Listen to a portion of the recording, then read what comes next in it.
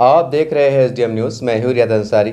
इस वक्त मैं महाराष्ट्र के ऐतिहासिक शहर औरंगाबाद से बात कर रहा हूं और आज का जो मेरा विषय देखिए वो है संभल की मस्जिद को लेकर।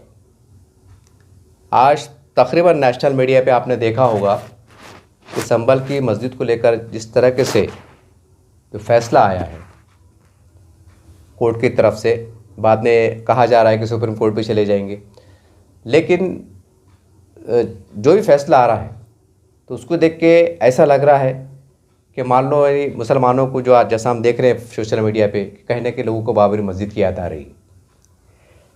बाबरी टाइम भी ऐसे ही चला, जो भी हुई, कभी जीत हुई, कभी हार हुई, कभी पलड़ा इस तरफ, कभी पलड़ा उस तरफ, काफ़ी साल केस चला। उसके पास क्या नतीजे आए, क्या नतीजा आए, ये सारी बातें आपके सामने हैं।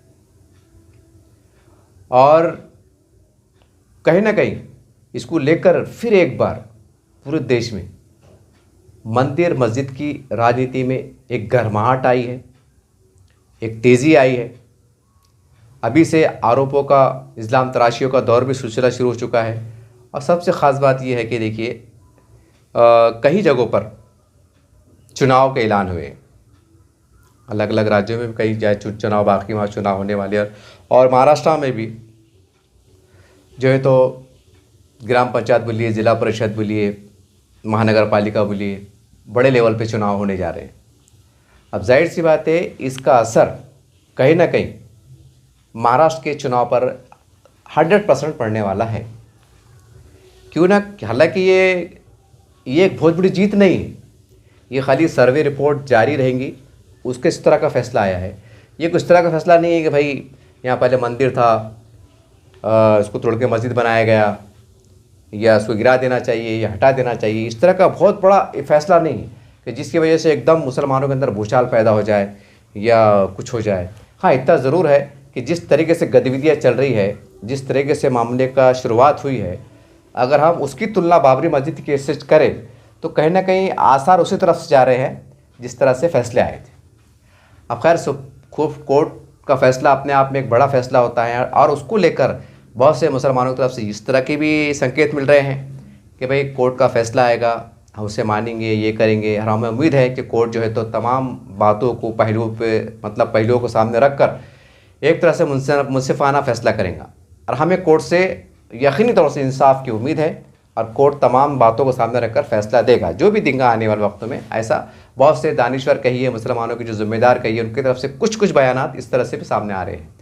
और ख़ास बात यह है कि इसको लेकर डिबेट भी शुरू हो गया है टीवी के ऊपर। जो तो कई हिंदू स्कॉलर कहिए, हमारे आदरणीय साधु संत कहिए, कुछ उलमा इकराम कहिए, कुछ मौलाना लोग कहिए, उनके आपस में जो है तो डिबेट के अंदर झड़पें भी देखे जा रही हैं।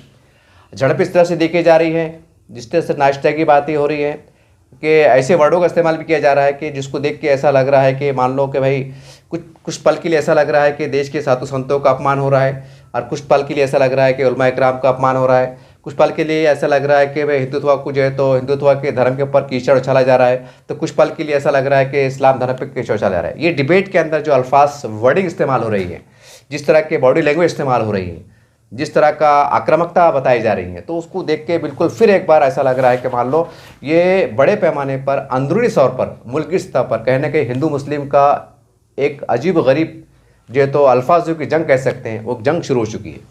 पहले हमारा देश इंटरनेशनल लेवल पर परेशानी से जूझ रहा है। पाकिस्तान, इंडिया पाकिस्तान की जो भी छोटे बड़े मतलब लेवल पे जंग हुई, उससे हम पहले जूझ रहे हैं। पहले हम एक पूरे देश के अंदर बता रहे हैं कि जंग को लेकर पूरा देश मुत्तहिद है, तमाम समाज धर्म के लोग एक जो है तो मुत्तहिद है। और कुछ दिन नहीं गुजरे हैं कि वो जंग थम के उसके बाद फिर अंदरूनी तौर पर फिर देश के अंदर हिंदू मुसलमान हो गए। बहरहाल ये एक पता नहीं देश कहाँ जा रहा है, या देश को चलाने वाले क्या चाहते हैं, या कुछ मुट्ठी भर राजनेता जो कहीं ना कहीं हिंदू मुसलमान करते हैं वो क्या चाहते हैं, कुछ समझ में नहीं आ रहा है ये चाहते क्या हैं। बहरहाल ये वीडियो बनाने का मेरा एक मकसद है, देखिए कि हमने इससे पहले भी देखा है कि बाबरी मस्जिद के टाइम काफ़ी बातचीत के दौर चले, उलमा इकराम के, मुस्लिम पर्सनल बोर्ड के कुछ जिम्मेदार बोलो, उनके मतलब साधु संतों से मुलाकात हुई। हमने उस टाइम देखा है कि काफ़ी कुछ लोगों ने आरएसएस के मोहन भागवत चीफ से मुलाकात की, और उस टाइम भी कुछ संकेत ऐसे मिले थे, कुछ बीच का रास्ता निकलने की कोशिश की गई थी कि भाई मुसलमान अगर कुछ बात सहमत हो जाए तो मतलब बाबरी मस्जिद भी शहीद होने से बच सकती थी, और कुछ बीच का रास्ता फार्मूला ऐसा निकलने वाला था। उस टाइम तो हमने ये भी सुना है कि उस टाइम इस तरह की सौदेबाजी सुनने में आई थी, पता नहीं हो कहाँ तक, लेकिन वो कुछ मतलब वो छपा है अखबार में।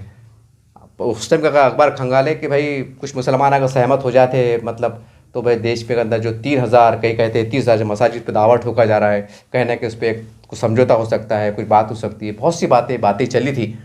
और उसमें कुछ अफवाह भी हो सकती है, कुछ बातें सच्चाई भी अपनी थी, ये आपने सामने देखा। तो बहरहाल कहना कि ये वाक़या कहना कि फिर एक बार बाबरी मस्जिद की जो रविश थी, एक क़ानूनी अदालती जो चल रहा था, हल आहिस्ता आहिस्ता आहिस्ता आहिस्ता, कभी उतार कभी चढ़ाव, कभी उतार कभी चढ़ाव, बीच में ज़ाहिर सी बात है वो 40-50 साल मामला चला, तो उसके अंदर जो है तो कभी विधानसभा आई, कभी लोकसभा आई, कभी मतलब मुख्तलिफ इंतखाबात भी आए। और कहीं ना कहीं वो बाबरी मस्जिद को मामले को लेकर जो है तो कहीं ना कहीं कुछ ताकतें, कुछ सियासी पार्टियों ने उसको इस तरह से कैश किया कि वो उसका सियासी फ़ायदा हासिल करते रहे। और जब तक कि वो अपनी ताकत में नहीं आ जाते थे, या ताकत नहीं बन पा उन्होंने बनाई थी, जब तक कहीं ना कहीं उन्होंने भी जो है तो अदालत के ज़रिए से इस सियासी खेल को, इस कानूनी खेल को मतलब जारी और सारी रखा, और ये बताते रहे कि देखो भाई केस अदालत में है, ऐसा है वैसा है, यूँ है त्यों है। आखिरकार वो दिन वो पल आ ही गया कि वो हिंदू मुसलमान के नाम पर, या बाबरी मस्जिद या राम मंदिर के नाम पर जो है तो आपके सबके सामने वो तमाम बातें मौजूद हैं कि बीजेपी पार्टी फिर एक बार बहुत मजबूत तरीके से जो है तो एक हिंदुत्व के नज़रिए को लेकर सामने उभर के आई, और उन्होंने जो है तो सेंटर के अंदर केंद्र में अपने बलबूते पर सरकार बनाई। और जैसी सरकार बनाई उसके तरीके, उसके बाद जिस तरह से फिर समीकरण बदले, कुछ कानूनी पहलू बदले, कुछ कानूनी मतलब माहौल भी बदला, वो कैसा बदला, क्या बदला, वो अदालती फैसले आपके सामने है, सारी बात आपके सामने है। यानी कहने का मतलब क्या है कि अब ये मुसलमानों को, 25 करोड़ मुसलमानों को, और ख़ास करके मुस्लिम पर्सनल लॉ बोर्ड के ज़िम्मेदारों को, क्योंकि अक्सर ये होता है कि जब भी ऐसे मामला जो गरमा जाते हैं तो अक्सर मुस्लिम पर्सनल लॉ बोर्ड बीच में आता है और कहने के मुसलमानों के इंसाफ के लिए आवाज़ को बुलंद करता है। जो और कहने के जो नाइंसाफ़ी होती है, जो भी बात होती है, एक मुनज़्ज़म तरीके से उस पर क़ानूनी तरीके से लड़ाई लड़ने का ऐलान किया जाता है। ये लड़ाई शुरू हो जाती है, उसके ऊपर बयानात भी शुरू हो जाते हैं, बहुत सी बात शुरू हो जाती हैं। तो बाबरी मस्जिद की शहादत के बाद अब मुसलमानों को, देश के मुसलमानों को बहुत ठंडे दिमाग से, ठीक है आप कानूनी लड़ाई लड़ रहे हैं, अच्छी बात है, सब मुसलमानों को कानून पे भरोसा है, हमें भी है, इसमें कोई शक नहीं है, लेकिन अब आपको सच्चाई के साथ भी जुड़ने की ज़रूरत है कि देश के अंदर जो संगठन, जो हिंदुत्ववादी संगठन कह सकते हैं, जो कहीं ना कहीं बड़ी ताकत एक रखते हैं, एक सामाजिक ताकत रखते हैं, और कहीं ना कहीं एक सियासी ताकत भी रखते हैं, और ये सब आपको पता है। ये कोई ढकी छिपी बात नहीं है कि मैं एक अंदरूनी बात बता रहा हूँ, कि आपको कोई ऐसी राज की बात बता रहा हूँ कि भाई कि पता नहीं बंदा क्या बढ़ा है, सबको पता है। तो अब वक्त आ गया है कि जो गलती मुसलमानों ने कहीं ना कहीं बाबरी मस्जिद के टाइम की थी, कि उस टाइम बहुत से रास्ते निकल रहे थे, लेकिन उस टाइम ऐसी गरीब कश्मकश का माहौल था कि वल्लाह अल्लाह जाने। खैर वो अब कह सकते हैं कि भाई बस वो हालात को, वक्त को, कुदरत को मंजूर था, पता नहीं उसके नताइज क्या थे, क्या है, आने वाले वक्तों में क्या रहेगा, कैसे रहेगा, क्योंकि बहुत सी बातें जो आगे की रहती हैं, हम मुसलमान का ईमान है कि आगे की बात अल्लाह ही बेहतर जानता है कि आने वाले वक्त कैसा रहेगा, क्या हालात आएंगे, क्यों हुआ ऐसा, कैसा हुआ, इसके नताइज क्या है, इसके अंदर हिकमत क्या है, कि अल्लाह क्या बताना चाह रहा है मुसलमानों को, क्या जो भी है हम कह नहीं सकते। मेरे पास अल्फाज भी नहीं मिल रहे मुझे कि मैं कौन से अल्फाज की अदायगी करूँ। बहरहाल मैं इतना ज़रूर कहूँगा कि अब वक्त आ गया है कि हमसे मुराद बोले तो मुस्लिम पर्सनल लॉ बोर्ड के तमाम हिंदुस्तान भर की जितनी भी पॉलिटिकल लीडर्स हैं, चाहे आप कोई भी सियासी जमात से हो, एक पैनल बनाकर, क्योंकि मामला मज़हब का आता है, अच्छा मज़हब का मामला आता है तो आप ये नहीं बोल सकते हैं कि मैं ये पार्टी का है, मैं वो पार्टी का है, ऐसा नहीं। अगर आप कोई भी मुसलमान पूरे हिंदुस्तान भर के जो किसी भी सियासी पार्टी से जुड़ा हुआ हो, शिवसेना से हो, भाजपा से हो, राष्ट्रवादी से हो, कांग्रेस से हो, सपा से हो, बसपा से हो, MIM से हो, या आज़ाद हो, अपक्ष हो, छोटी जमात हो, बड़ी जमात हो, या जो भी हो, जो भी इसके अंदर मुसलमान जुड़ा हुआ है, मतलब चाहे आमदार की शक्ल में हो, खासदार की शक्ल में हो, राज्य मंत्री की शक्ल में हो, या जो भी मतलब कोई चेयरमैन कमेटी की शक्ल में हो, या वो प्रदेश अध्यक्ष हो, राष्ट्रीय अध्यक्ष हो, या ज़िला अध्यक्ष हो, जो भी हो, अगर हर मुसलमान के पूछेंगे कि बताओ तुम्हारा अल्लाह के बारे में क्या गुमान है, तुम अल्लाह के बारे में क्या सोचते हैं, तो बिल्कुल बोलेगा नहीं भाई अल्लाह एक है। नौज़बिल्ला माज़अल्लाह कोई ये नहीं बोलेगा कि नहीं भाई अल्लाह 2 भी होते 3 भी होते, नौज़बिल्ला माज़अल्लाह कोई ये नहीं बोलेगा। गैबे से गैबा मुसलमान भी रहेगा, गैबे से गैबा नेता भी रहेगा, जो भले 5 टाइम की नमाज़ नहीं पढ़ता हूँ, कभी छोड़ पकड़ करता हूँ, लेकिन वो डट के बोलेंगे कि अल्लाह एक है, अल्लाह एक है, उसका रसूल है, ये बोलेंगे, डंकी चुट पे बोलेंगे। यानी कि शरीयत के अंदर उसको जो भी सवाल करेंगे तो कोई भी पार्टी का हो, वो एक आवाज़ में बोलेंगे कि ये है, अल्लाह है, क़यामत होनी है, अल्लाह पे ईमान है, कोई इसमें दो राय नहीं। तो कहने का मतलब क्या है कि अभी जितनी भी पार्टी के जो लोग हैं, अब इनको चाहिए कि ये जो है तो थोड़ा ऊपर उठ के जो है तो मुस्लिम पर्सनल लॉ बोर्ड के परचम तले, उलमा इकराम को मतलब उनकी परचम तले उनको साथ दे के बिला खौफ बिला खातिर, इसके अंदर ये मत बोलो कि भाई हमारे पार्टी हाईकमान का आदेश नहीं है, वो हमारी पार्टी नाराज़ हो जाएंगी, ये ऐसा हो जाएगा वैसा हो जाएगा। ऐसा होता है अक्सर कि मुसलमान के तकरीबन जो सियासी लीडर होते हैं 90% के 10-5% बेचारे बेबाक रहते हैं, लेकिन 90% मुसलमान लीडर जो है तो अपने सियासी पार्टी के इस कदर ग़ुलाम रहते हैं कि वो बिल्कुल वो उनके आगे जा नहीं सकते, इसकी एक मिसाल हम यूँ ले सकते हैं कि जब बाबरी मस्जिद की शहादत का वाक़या पेश आया तो कई मुसलमान उस वक्त भी मुल्की सतह पे देखे एक बड़ी तादाद जो है तो कांग्रेस पार्टी से चिपकी हुई थी। यानी कि हालांकि से इस्तीफा दिए बहुत से लोगों ने, लेकिन बड़ी तादाद उस वक्त भी अगर हम खंगाले तो मुसलमान कांग्रेस पार्टी चिपके हुए थे। यानी कि मतलब उनको मतलब एक इतना बड़ा हादसा हो जाता है और उन्होंने अपने कम से कम गम गुस्से का इज़हार तौर पर दे देना था, भले अपने पार्टी दोबारा जुड़ जाना था, लेकिन आपने इस्तीफा नहीं दिया। तो ऐसे कई फैसले आए, ऐसे कई बहुत सी बातें हुई कि जिसकी वजह से मुसलमान ने की मतलब गैरत को यानी इनका ईमान झिझुड़ जाना चाहिए था, लेकिन नहीं हुआ। पार्लियामेंट में देखो वक्फ बोर्ड बिल के ऊपर मतलब जो पार्टियों ने समर्थन दिए वो पार्टी के अंदर मुसलमान है, छोटे हैं बड़े हैं, कई आमदार है, कई मतलब उनके बड़े हज़ारों संख्या में कार्यकर्ता है, लेकिन खामोशी इख्तियार की गई। हालांकि वक्फ बोर्ड के अंदर उन्होंने मतलब भाजपा को केंद्र सरकार का मतलब कहने के सपोर्ट किया और उसके अंदर मुसलमान जुड़े हुए हैं। तो अब इसको क्या कहेंगे आप? अब इसको आप क्या कहेंगे? इतने उतने मुसलमान नहीं, हज़ारों मुसलमान हैं। मतलब हर मुल्क में हालात ऐसे चल रहे हैं कि कम से कम मजहबी मामलात में, कम से कम शरई मामलात में कम से कम मुसलमानों को एक पुरअमन तरीके से, चाहे सियासी सतह पर हो, माशी सतह पर हो, इज्तिमाई सतह पर हो या जो भी सतह पर हो, आपको मतलब एक आवाज़ में होके जो है तो इसके ऊपर अच्छे अंदाज से नुमाइंदगी करने की ज़रूरत है। लेकिन यहाँ उल्टा ही मामला है, यहाँ मामला उल्टा ही है कि कम से कम बैठ के हम एक मंशूर बनाए कि हम 6 बातों के ऊपर ही बात करेंगे। और हिंदुस्तान में अगर ये जाहिर सी बात हिंदुस्तान बहुत बड़ा है तो अलग अलग पार्टी के जो है मतलब पूरे देश के अगर स्टेट से अगर लोग आए हुए हैं मुसलमान के बड़े बड़े जिम्मेदार, तो उसकी सबकी जवाबदारी रहना कि हमने 5 नुकात पे हमने तय किया है।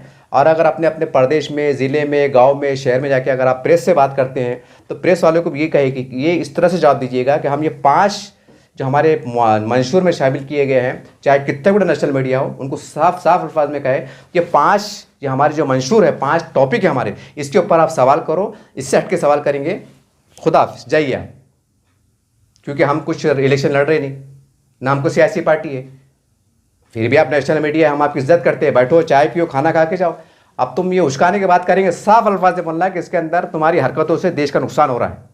उनको जब तक अब अच्छे अंदाज से लताड़ेंगे नहीं तो वो सुधरेंगे नहीं, क्योंकि चंद है गोदी मीडिया जो उश्काते रहते हैं कोर्ट का फैसला तुम्हारे खिलाफ आएगा, तुम क्या करेंगे। अब किसी मुसलमान ने जज्बात बोल दिया, ठीक है हम इस वक्त देख लेंगे, तो वो जुमलों को ऐसा बताते हैं, देख लेंगे, ऐसा लग रहा है कि जैसा जात को निकल जा रहे। ये कुछ मीडिया वाले ऐसी गलीज़ हरकत करते हैं जिसकी वजह से हिंदू और मुसलमानों में नफरतें बढ़ रही हैं। तो बहरहाल बोलने का मतलब ये आ रहा कि अब मुसलमानों को चाहिए, अब मैं असली मुद्दे की तरफ आता हूँ कि देखिए आपको जो है तो अब सीधे तौर पर मोहन भागवत साहब है, RSS है, और जो भी हिंदू संगठन है, इसमें बजरंग दल भी है, विश्व हिंदू परिषद भी है, और जो भी है हिंदू महासभा है, जो भी है, तो इनके जो प्रमुख है, इनके जो बड़े जिम्मेदार है, तो आप वक्त बना के इनसे थोड़ी बहुत खत खिताबात करो, फ़ोन पे बातचीत करो, क्योंकि ये कुछ भारत के लोग हैं। ऐसा नहीं कि भाई ये अलग देश में रह रहे पासपोर्ट बनाना पड़ेगा, सरकार से वीज़ा लेना पड़ेंगे, सरकार परमिशन दी थी कि नहीं दी थी, ऐसा मामला था ही नहीं। अब हम देख रहे हैं कि भाई इंडिया पाकिस्तान की जंग हुई तो पाकिस्तान की नापाक हरकत को उजागर करने के लिए जो है तो हम पूरे देश दुनिया में फैल रहे कि भाई देखो हम हक पर है, हम सच पर है। पाकिस्तान जो है तो एक बदमाश मुल्क है, एक दहशतगर्द मुल्क है, और ये इनकी नापाक हरकत है। ये तमाम बातों को अच्छे अंदाज से सफारती सतह पर डिप्लोमेसी के रास्ते अख्तियार करके जो है तो दुनिया में फैल के समझाने की कोशिश कर रहे हैं। अभी कितनी हैरत की बात है ना कि हमने सुना है कि अभी साहब का नाम भी बीच में आ रहा है कि भाई अभी साहब भी जो है तो उन्होंने कहा है कि भाई अगर मुझे मोदी जी मौका देते हैं तो मैं जो है तो भारत तरफ से अच्छा पक्ष रखूँगा। यानी कि हिंदुस्तान के जो हालात है, जो जंग हुई, तो भाई जंग के अंदर जो है तो भारत जो है तो एक पुरअमन देश है, एक बड़ा देश है, एक ज़िम्मेदार देश है, जो अपनी ज़िम्मेदारी को बखूबी समझता है, बैनुल अक़वामी सतह पे अपनी ताकत को, अपनी अहमियत को समझता है। ये तमाम चीज़ें बताने के लिए कि हम एक पुरअमन देश है और सामने वाला पड़ोसी मुल्क जो है तो कहीं ना कहीं दहशतगर्दी पे आमादा है, तमाम चीज़ों को अहाता करने के लिए, बताने के लिए तो चंद 6-7 लोगों का जो कमेटी के जो लोग हैं, ये अलग अलग मुल्कों में जाकर कुछ इस्लामी रास्ते में जाएंगे, कोई किधर जाएंगे, कोई किधर जाएंगे, उनको बताने के, यानी कि पाकिस्तान की गुंडागर्दी को, दहशतगर्दी को बेनकाब करने के लिए आप मुल्क पे फैल रहे हैं। उसके अंदर जो है तो अवैसी साहब भी जा रहे हैं। खैर अच्छी बात है भाई, हमारे मुल्क की वक़ार की बात है, हमारे मुल्क के वक़ार पामाल नहीं होना चाहिए। अगर ऐसी कोशिश से हमारे मुल्क का वक़ार बढ़ता है, हमारे मुल्क की अगर छवि सुधरती है, तो इससे बढ़कर अच्छी बात क्या हो सकती है। होना चाहिए और ये हर भारतीय की ख्वाहिश है। लेकिन अब है ना एक हैरत की बात, आविज़ साहब का नाम बीच में आया करके मैं ये लफ्ज़ बोलने को मजबूर हूँ कि ठीक है, आविज़ साहब ने कहा कि मैं जो है तो हमारे मुल्क का, भारत का, हिंदुस्तान का जो मौक़िफ़ है, जो पक्ष है, वो बहुत मजबूती के साथ रखूँगा। बहुत अच्छी बात है साहब, आपको बहुत बहुत मुबारकबाद है। अब सवाल है नहीं कि भाई देश, हमारा देश खुद एक बड़ी ताकत रखता है, इतनी बड़ी ताकत रखता है कि बड़े बड़े ममालिक को भी जो है तो भारत से टक्कर लेने को 100 बार सोचना पड़ेगा कि टक्कर लेना कि नहीं लेना। ये छोटा मोटा देश थोड़ी है, भूटान, नेपाल, बांग्लादेश थोड़ी है कि कोई भी आएगा कच्चा चबा जाएगा। एक बड़ी शक्ति है, एक महाशक्ति है, ये छोटा मोटा देश थोड़ी है। तो उसके बाद भी दूसरे ममालिक में जा रहे हैं। अच्छा, वो ममालिक क्या कर लेंगे? एक मोटे अल्फाज में ममालिक, ठीक है, आप ये मत समझिए मैं आपको मोटे तो समझने की कोशिश कर रहा हूँ, वो मालिक क्या कर लेंगे? हाँ करेंगे, चलो ठीक है, आप काम कर रहे हैं, अच्छी बात है। मैंने पहले कहा कि देश की उसकी बात है, लेकिन सवाल ये है कि आविज़ साहब जैसा बोले कि मैं मजबूती से पक्ष रखूँगा और बाहर के देश को इन्वॉल्वमेंट करके कहीं ना कहीं पाकिस्तान को निहत्था करना, तना करने की हिकमत अमली पर, रणनीति पर काम हो रहा, मतलब इंटरनेशनल लेवल के ऊपर। तो भाई जब आपको मालूम है कि बाहर के देश से हम बातचीत कर पाकिस्तान को कहीं ना कहीं हम कमज़ोर कर सकते हैं, को नेतना कर सकते हैं, या उसकी जो दहशतगर्दी को सामने ला सकते हैं, जो भी कर सकते, तो फिर आविज़ साहब है जो मुस्लिम पर्सनल बोर्ड के कहीं ना कहीं ज़िम्मेदार रुकन है। तो भाई आप फिर जो है तो हमारे जो देश के अंदर जो बड़ी बड़ी हिंदू संगठनाएँ हैं, हिंदू महासभा है, जो मतलब विश्व हिंदू परिषद है, RSS है, तो फिर आपको चाहिए कि पर इनके पास दौरे करो।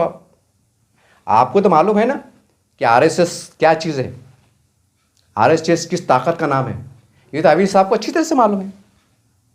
फिर आविज़ साहब को ये इतनी अहम बात की समझ में नहीं आ रही कि नहीं भाई, अगर ठीक है कोर्ट में मामला चल रहा ठीक है, लेकिन हम इनसे भी मदद लेंगे, क्योंकि छोटे लोग नहीं, ये हुकूमत पे असरअंदाज वाले लोग हैं, ये छोटे मोटे लोग नहीं है।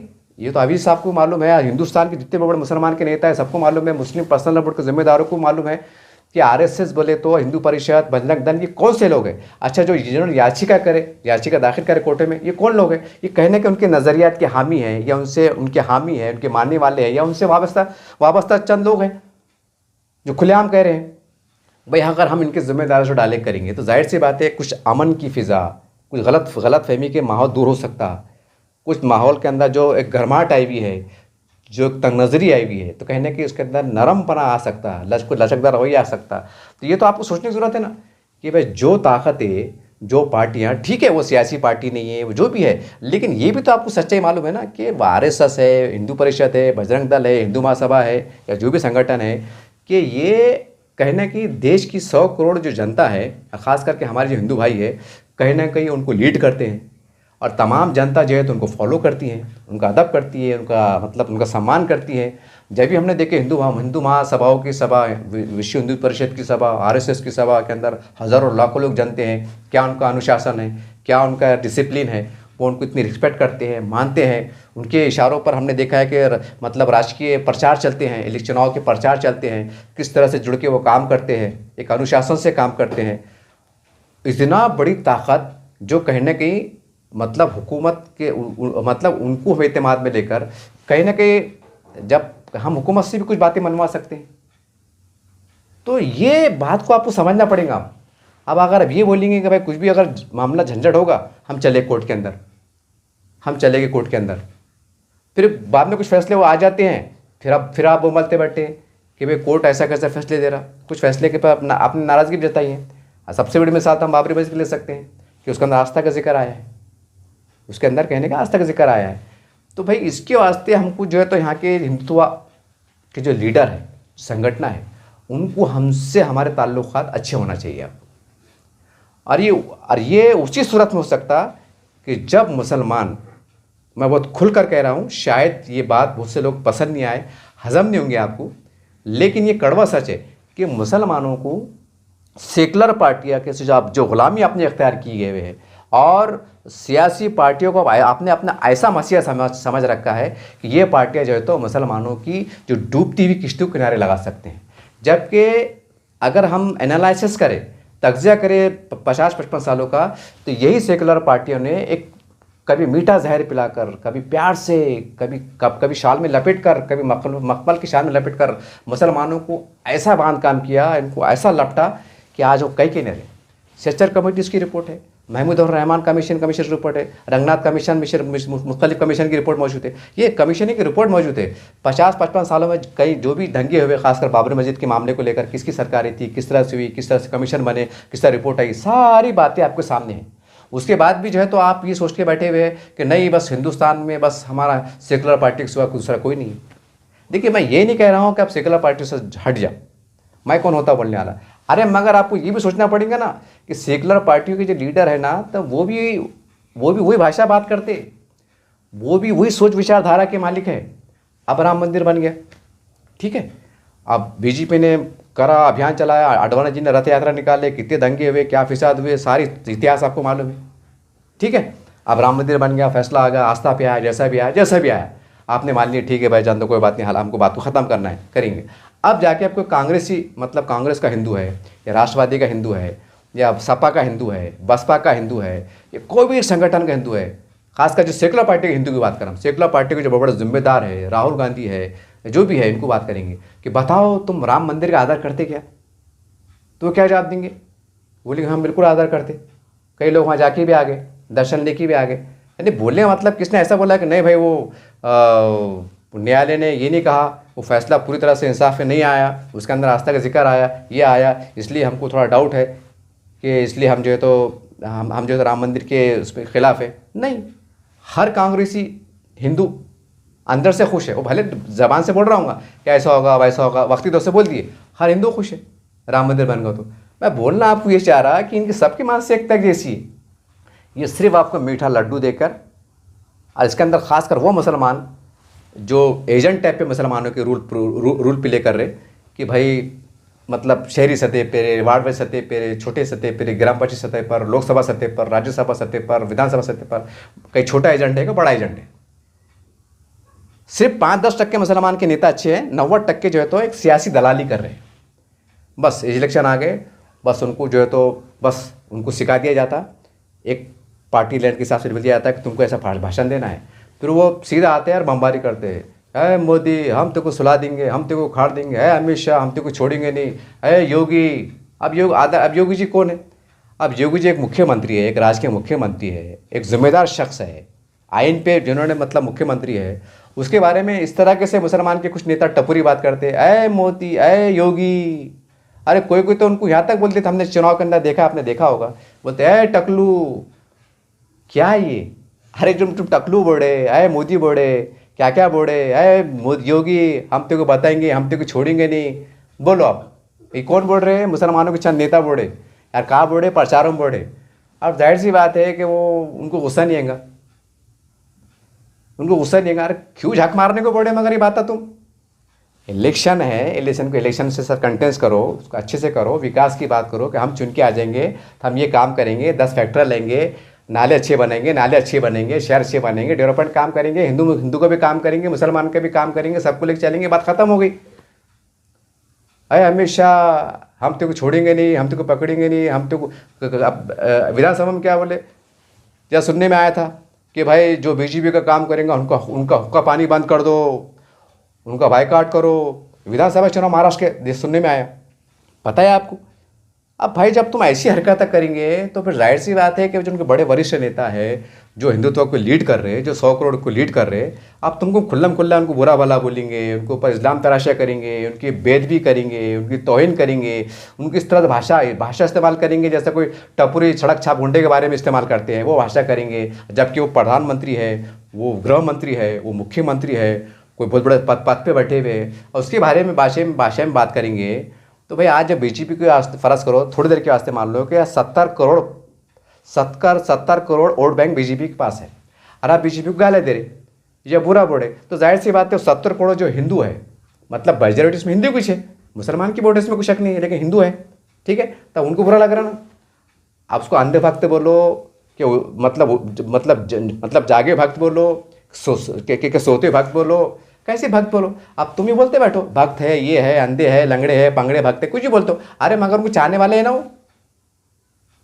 तुम भी तो कोई पार्टी को चाहते ना, कोई पार्टी को चाहते हैं, कोई संगठन को चाहते हैं, कोई जमात को चाहते हैं, फिर तुम भी अंधभक्त हो गए, तुम भी अंधभक्त हो गए ना। तुम अपनी जमात तंजीम के बारे में कुछ सुनने को तैयार नहीं, वो भी अपनी जमात सुनने को तैयार नहीं, फिर तुम्हारे में उसमें फ़र्क क्या रहा है? फ़र्क क्या है फिर? देखो सब तमाम बातें हैं। कहने का मतलब तमाम जाविये से मैं आपको इसलिए बोला कि नफरतों की वजह क्या है। ये जो पब्लिक में से उड़ आ रहे, कुछ लोग याचिका दाखिल कर दे रहे, ये क्यों हो रहे, किसके इशारे पे काम हो रहे, इसके पीछे कौन सी ताकत काम कर रही, फिर बड़े लेवल पे बयानात किसके आ रहे। तो ये भी तो आपको स्टडी करना पड़ेगा ना कि भाई याचिका करने वाला कौन है, कौन से संगठन का है, कौन सी मतलब किस तंजीम का मतलब कार्य करता है, या कोई जिम्मेदार है, छोटा है, बड़ा है, उसके पीछे किसकी ताकत है काम कर रही। तब ये एनालिसिस आपको करना है बड़े लेवल के ऊपर, और वो हिसाब से जो है तो भाई हम इस जो ऐसी बातों को, नफरत का जो माहौल चल रहा है, इसको हम कैसा रोक सकते हैं। अब इसमें एक ही सीधी बात है, हम RSS है, विश्व हिंदू परिषद है, बजरंग दल है, हिंदू महासभा है, या जो भी संगठन के लोग हैं, तमाम देश के मुसलमान एक पैनल बनाकर बनाकर जाओ ना भाई, उनके ऑफिस पे जाओ, उनके कार्यालय पे जाओ, मोहन भागवत से पास जाओ, कई बातचीत के दौर करो, बोलना साहब ये क्या चढ़ा बोलना।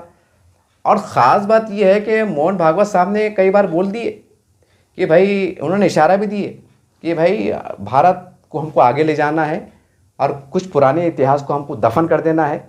और हमारे बाबरी मस्जिद टाइम जो फैसला आया था कि 1947 से पहले के जो भी मंदिर थे, मस्जिद थे, चर्च थे, गिरजा थे, जैसे थे वैसे रहेंगे। उन्होंने कई बार अपने भाषणों के अंदर भी कहा है, और ये भी कहा है कि भाई अब हर मस्जिद के नीचे मंदिर है, ये तलाशने की मुहिम ये बंद होनी चाहिए। ये मोहन भागवत साहब ने अपने स्टेटमेंट में कहा। कई हिंदू लोगों के जिम्मेदारों के बयान सामने आए। अब इतना बड़ा बयान आता है तो वो खुद एक तरह का इशारा दे रहे ना कि भाई हम जो है तो कि भाई हर मस्जिद के नीचे अब मंदिर की मुहिम ख़त्म होना चाहिए। ये कौन बड़े RSS के मोहन भागवत साहब को बयान आ रहा है। तो कम से कम भाई अब ऐसे सूरत में कोई मुस्लिम पर्सनल बोर्ड के बड़े जिम्मेदारों ने जाके उनका शुक्र अदा किया कि साहब आपने बहुत बड़ी बात की, हम आप पर खैर मकदम करते। एक फूलों का गुलदस्ता पेश करे आपने कि साहब हम आपकी सोच से, विचार से हम खुश हैं साहब। हमको चाहते हैं कि ये सिलसिला बंद होना चाहिए, और इसकी वजह से एक तनाव बढ़ रहा है कि बड़े जिम्मेदार गए नहीं गए, और बहुत बड़े नहीं, हमको कानून पे भरोसा है। अरे भाई तुम कुछ नहीं कर सकते।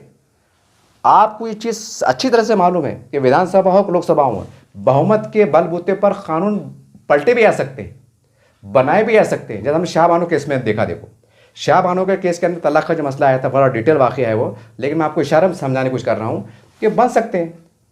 ठीक है, अगर कोई बात समझ में नहीं आ रही, लेकिन पार्लियामेंट की बहुमत अगर है कि नहीं ये चीज़ होना चाहिए, तो आप कुछ भी नहीं हल्काबारी कर सकते। और खुदा न खास्ता उसको लेकर अगर सुप्रीम कोर्ट भी चले गया, सुप्रीम कोर्ट की तरफ से अगर बयान आ गया कि भाई देश के मतलब जैसा बाबरी मस्जिद टाइम फैसला आया था कि उसमें जिक्र आया था, आस्था का जिक्र आया था, हो सकता है कुछ फैसलों में अगर देश के मतलब मैं बड़ा मोहतात होके बड़ा हूँ कि अगर इस तरह का फैसला दे कि भाई यहाँ की जो माइनॉरिटी है, इनको कहने के अक्सरियत का जो मिजाज है, उनकी भावना ख्याल करने की ज़रूरत है, अगर इस तरह का उन्होंने सुझाव भी दिया, तो आप क्या करेंगे? क्या आप ये बोलेंगे हम सुप्रीम कोर्ट को नहीं मानते, क्या हम आपकी राय से मुत्तफिक नहीं हैं? अजीब सूरत हाल है। एक तरफ तो जब सुप्रीम कोर्ट का जिक्र आता और हाई कोर्ट का जिक्र आता या फैसला जिक्र आता, तो बड़े बड़े मुसलमान ऐसे सरेंडर हो जाते कि मतलब यानी बिल्कुल एक लफ्ज़ भी आगे पर नहीं बोलते नहीं सुप्रीम कोर्ट बोले तो इस सुप्रीम, और क़ानून सबसे वरिष्ठ है, ये है, श्रेष्ठ है, ये है, वो है, तारीफ़ा बांधते, मतलब क़सीदे पढ़ते, ये हमने देखा है। अरे भाई, जब सुप्रीम कोर्ट का आप इतना आदर कर रहे, सम्मान कर रहे, ये कर रहे, और दूसरी तरफ वो लोग, वो संगठन के लोग जो देश को लीड कर रहे, जो कहने की हुकूमत मतलब जो केंद्र सरकार हो, राज्य सरकार हो, उसके ऊपर असरअंदाज होने की ताकत, सलाहियत रखते, उनके इशारों पर सियासी तौर पर बड़े बड़े लेवल पर कुछ भी हो सकता है, ये आप अपनी आंखों से देख रहे कि जमहूरी तरीके से लोकशाही की चौकट में रहकर, कानूनी फ्रेम में रहकर कैसे कैसे वाक़यात जन्म ले रहे हैं, कैसे कैसे वाक़यात घट रहे हैं, कई कानून का इस्तेमाल किया जा रहा है, कि सरकार का इस्तेमाल किया जा रहा है, कि बयानबाजी का सहारा लिया जा रहा है, ये सारी बातें आप देख रहे ना। उसके बाद भी आप अगर होश में नहीं आ रहे तो फिर आप किसके इशारों पे काम कर रहे? फिर आप, सवाल है बहुत बड़ा ही, किसके इशारों पे काम कर रहे? आपको दिखना चाहिए ना। कभी सुनने में आया था कि कोई दरगाह रास्ते में है तो तोड़ दाड़े, मंदिर के मस्जिद का मसला कर रहे, और उसके अंदर क्या कर रहे? सीधा सीधा कानून का सहारा लिया गया, कानून के फ्रेम में रहकर क्या बोल के दिया? ये बोला नहीं गया कि भाई तुम्हारी मस्जिद है, हमको खटक रही, तोड़ डालो, ये नहीं बोला गया। कागज़ बताओ, परमिशन बताओ, बांध मंजूरी बताओ, ज़मीन कागज़ बताओ, कानून के फ्रेम में पूरा से लिया गया। उसके ऊपर सुनवाई हुई, 8-10 पेशियाँ हुई, उसके बाद फैसला आया कि ये अवैध है। उसके बाद मतलब जो ज़िला इंतज़ामिया थे, जैसा हम झारखंड के, उत्तराखंड के, मध्य प्रदेश तब देखा कुछ वाक़यात में तोड़ दिया गया। ये अहमद, इससे पहले 1-2 साल पहले नासिक पुणे नगर के हाईवे पे दरगाह को तोड़ दिया गया। मतलब एक कानून के फ्रेम में रह के काम हो रहा। तो सवाल ये, जब कानून के फ्रेम में रह के काम हो रहा तो कानून बनते कहाँ? पार्लियामेंट में, विधानसभा में, मतलब ये होते, सारी बात होती है। अगर जो चीज़ अगर उनको सब वैसा नहीं समझ में आ रहा तो फिर उनके पास है ना कानून रास्ते, और कानून रास्ते फिर है तो फिर सरकार भी कहने के कानून की आड़ में लेके चढ़ रही।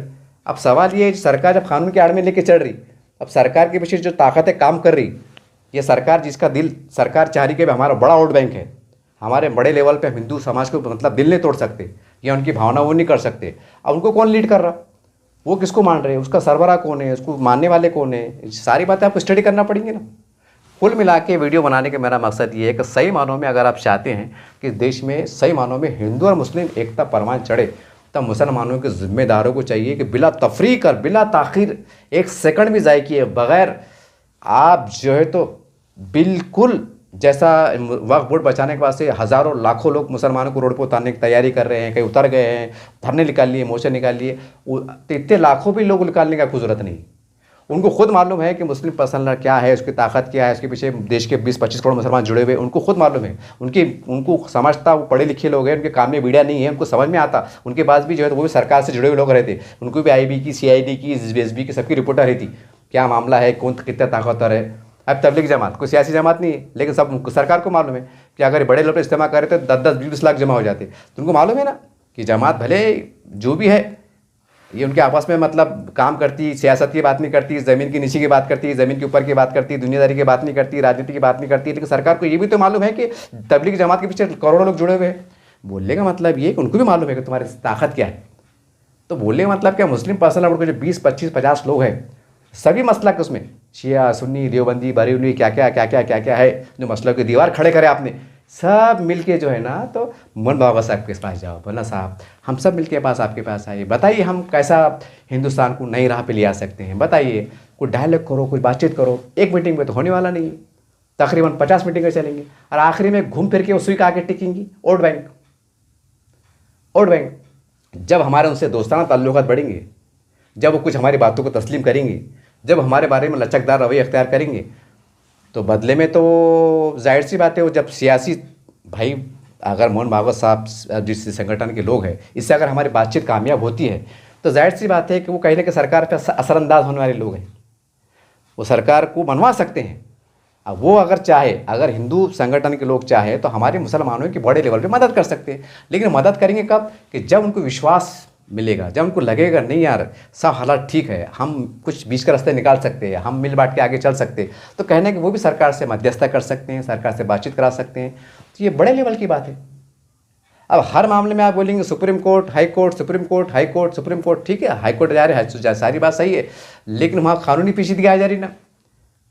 अब यहाँ तो इतने लफड़े हैं, हालांकि सबको मालूम है बाबरी मस्जिद टाइम के बाद जो मामले चले, उसके बाद तो मुसलमानों को होशियार हो जाना चाहिए था, लेकिन नहीं होशियार हुए। आज उत्तराखंड, झारखंड, नेपाल के सरहदी इलाके, वहाँ देखो वहाँ भी मुसलमानों के इतने बुरे हाल है कि उनके पास कागज़ नहीं है। अब तुम बताओ, आज़ाद हिंदुस्तान है, चलो पहले तो बोल सकते थे अपन के भाई भारत आज़ाद नहीं हुआ था, 47 पहले कोई दफ्तर नहीं था, वक्फ बोर्ड नहीं था, सरकार नहीं थी, कहाँ से कागज़ रहते, अंग्रेज़ों ने बहुत सी जगह बहुत सी चीज़ें जला दिए, लूट लिए, ये कर लिए, मतलब हिले बहाने हैं, बचने के, बचाने के, छुपने के, छुपाने के हिले हज़ार बहाने हैं। लेकिन जब हिंदुस्तान आज़ाद हो गया 75 साल हो रहे, उसके बाद तुम्हारे मदरसे कायम हो रहे, और मदरसे में ये पाया जा रहा है कि तुम्हारे पास रिकॉर्ड नहीं है, तुम्हारे पास परमिशन नहीं है, तुमने इलीगल बनाए हुए हैं, तब जाहिर सी बात है वो भी सोचेंगे ना यार, आज़ाद हिंदुस्तान है, कानून कायदे ज़िंदा है, और तुम जो है तो मतलब अजीब समझ रहे, कौन सी दुनिया में समझ रहे पता नहीं, कि अपने बाप की जागीर समझ रहे, कानून कायदे का पालन नहीं कर रहे और बगैर परमिशन के बना ले रहे। तब उनके दिमाग में आएंगे ना कि जब तुम आज़ाद हिंदुस्तान में ऐसे माहौल में जब बगैर परमिशन के मस्जिदा बना सकते, परमिशन मतलब मदरसे बना सकते,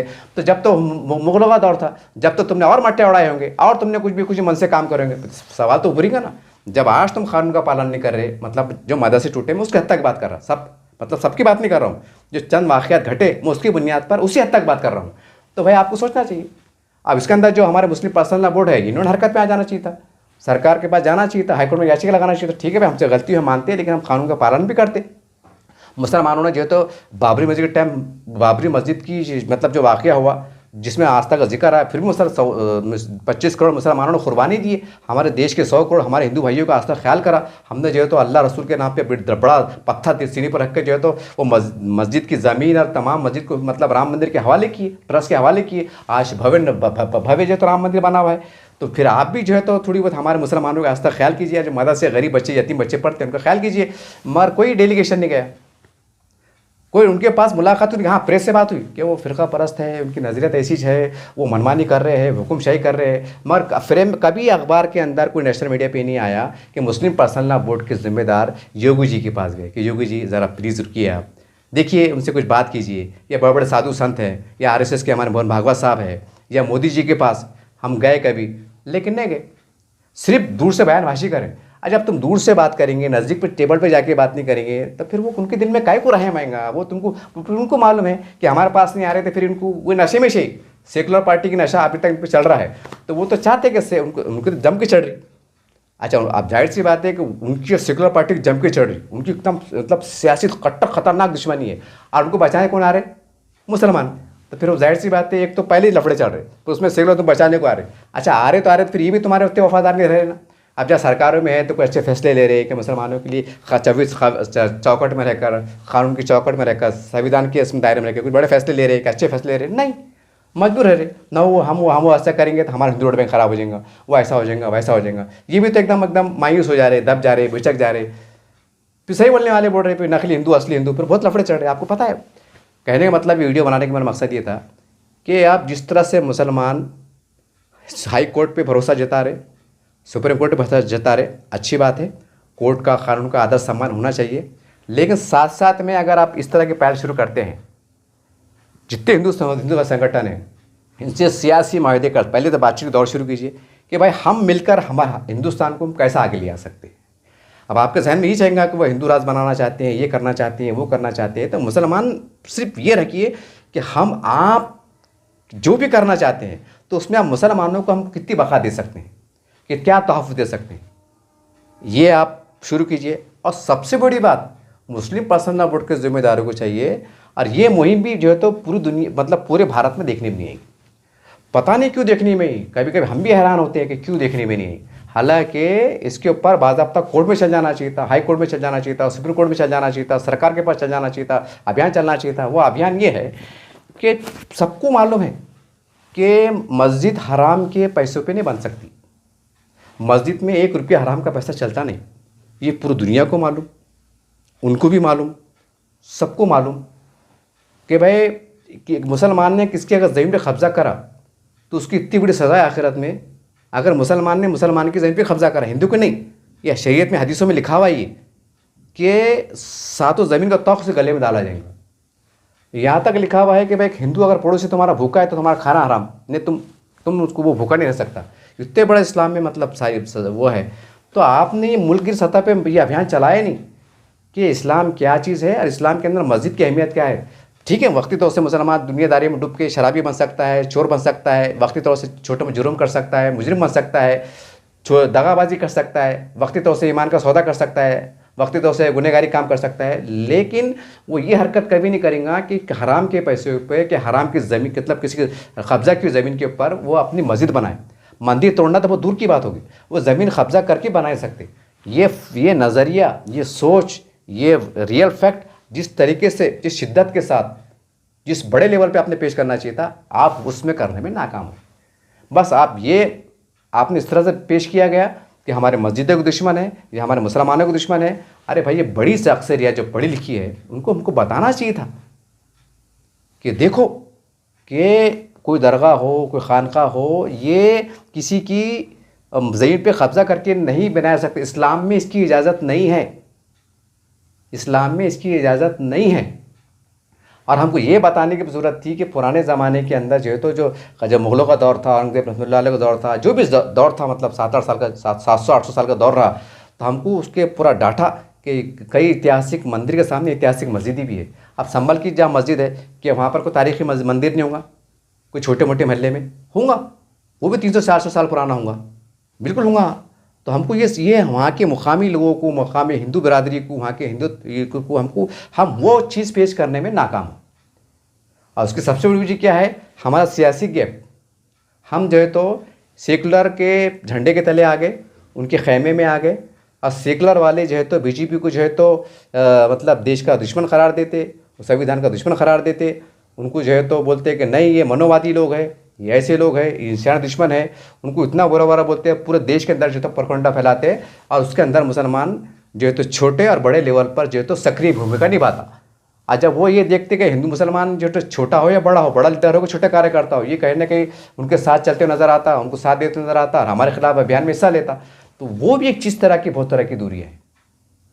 अब सवाल ये नहीं है कि सेकुलर पार्टियाँ ख़त्म हो जाएंगी, सवाल ये नहीं कि सेकुलरिज्म के बका है, सवाल ये है कि वो आप नहीं चाहते हुए भी वो चीज़ हो रही, कानून के फ्रेम में रह के हो रही, आज़ादाना तौर पे हो रही, जैसी भी हो रही, मौका महल देख के हो रही, हिकमत के साथ हो रही। वो भी जो है तो पढ़े लिखे लोग हैं, देश की लूट कर रहे, वो भी आपसे 10 कदम आगे है। उनको मालूम है कि कौन से टाइम कौन सा पत्ता फेंकना, कैसा कानून के शिकंजा कसना, कैसा क्या लाना, ये कैसा करना, उनको सब मालूम है। मुसलमानों के खाली मुँह में दम है, उनके लीडर के मुँह में दम है, और बाकी आप उनको मालूम है इनके मुँह में दम है, ये जितना बोलेंगे उतना फ़ायदा होगा। वो उसका नोटिस भी ले रहे, उसकी बात कर रहे। अब आप बोलेंगे जनाब आपने बहुत बड़ी बात बोल दी, तो मैं इसका मैं आपको हर बात का सबूत दूंगा। वीडियो थोड़ा बड़ा हो रहा, लेकिन आपको सबूत दूंगा। देखिए, रामगिरी महाराज का जो विवादित मामला चला महाराष्ट्र के अंदर, उसके बाद कितने धरने हुए, कितने मोर्चे हुए, 65-66 FIR दर्ज हुई, कुछ हुआ। लेकिन उसके बाद मैं दावे से कह रहा, और तमाम मुस्लिम पर्सनल बोर्ड के जिम्मेदारान, आज जो बड़े मुसलमान के लीडर जो पक भाषण देते, जरा स्टडी करो। रामगिरी महाराज की विवाद के बाद जो मुसलमानों ने रामगिरी महाराज के बारे में जिस तरह के भाषा इस्तेमाल किए, जो उनको अरे तुरे बोले, यहाँ तक कि गाली गलौज की गई, उसके बाद से हिंदुस्तान के हमारे बड़ी हिंदू आबादी का मूड बदला, उनका जहन बदला कि यार हमारे महाराज ने ऐसा कौन सा खून कर डाले, हमारे महाराज ने ऐसा कौन सी मस्जिद तोड़ डाले, और हमारे महाराज ने ऐसा कौन सा मतलब दंगा कर दिए, उनके बारे में इतना आरे थुरे बड़े, उनको बेइज्जती कर रहे हैं, उसको रुसवा कर रहे हैं, उनके वास्ते 1 लाख का मोर्चा, 2 लाख का मोर्चा, पद यात्रा, ये यात्रा नहीं कर रहे, उनका होगा दिमाग खराब। अब दिमाग खराब बोले तो वो भी तो मुसलमानों गला पकड़ के मारेंगे, तू क्यों गया था रैली में, और तू क्यों धंध कर रहा। उन्होंने देखिए कौन क्या बोल रहा, कौन भाषण दे रहा, क्या कर रहा। फिर सरकार में वो है और ये उनके वोटर है, फिर उन्होंने अपने अपने आमदार के ज़रिए से, खासा जरिए से उनको प्रेशर लाए कि साहब ये क्या चढ़ा है, ये क्या है, ये इसके ऊपर कुछ शिकंजा कसो ना। उसके बाद वहाँ से जो सिलसिला चला, तुम्हारा गुम्मत ऊपर कैसे हुआ, तुम्हारे मस्जिद का परमिशन बताओ और तुम्हारे दरगाह का परमिशन बताओ। मेरा चैलेंज है, रामगिरी महाराज के बाद पूरे देश के अंदर ये घटना घटना शुरू।